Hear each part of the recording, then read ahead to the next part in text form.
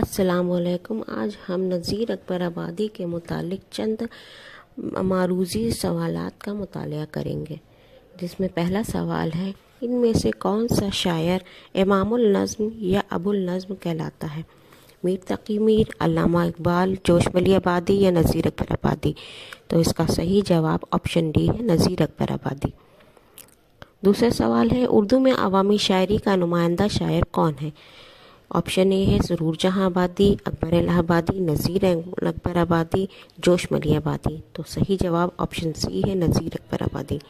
نذیر اکبر آبادی کا اصل نام کیا ہے؟ ولی محمد، محمد ولی، محمد علی، محمد تقی؟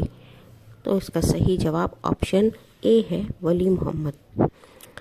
چوتھا سوال ہے، کس شاعر کے جائے پیدائش اکبر آباد نہیں ہے؟ تو اس کے آپشنز ہیں، نذیر اکبر آبادی، اسد اللہ خان غالب، محمد تقی میر، سیماب اکبر آبادی۔ تو اس کا صحیح جواب آپشن اے ہے، نذیر اکبر آبادی۔ پانچواں سوال ہے، نذیر اکبر آبادی کے بارے میں یہ کس نے کہا ہے؟ یہاں کبیر کے اخلاق اور خسرو کے ذہن کا ایک دلکش امتزاج ملتا ہے۔ آپشن اے ہے مجنوں گورکھپوری، بی احتشام حسین، سی نیاز فتح پوری، ڈی آل احمد سرور؟ تو اس کا صحیح جواب نیاز فتح پوری ہے۔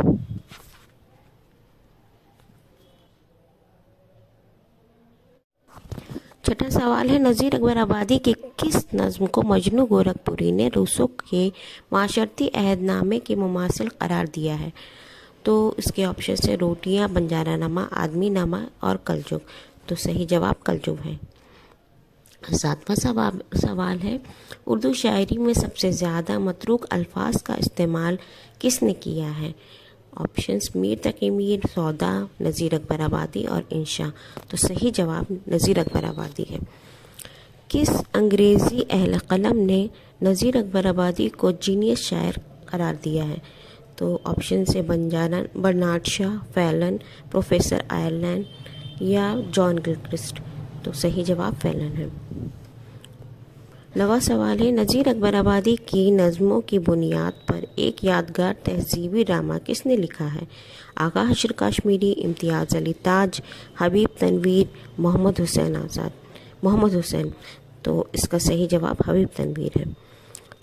سوال نمبر 10 ہے، نذیر اکبر آبادی کا وجود ہی اردو شاعری کی بے نظیر تنقید ہے، یہ کس نے کہا ہے؟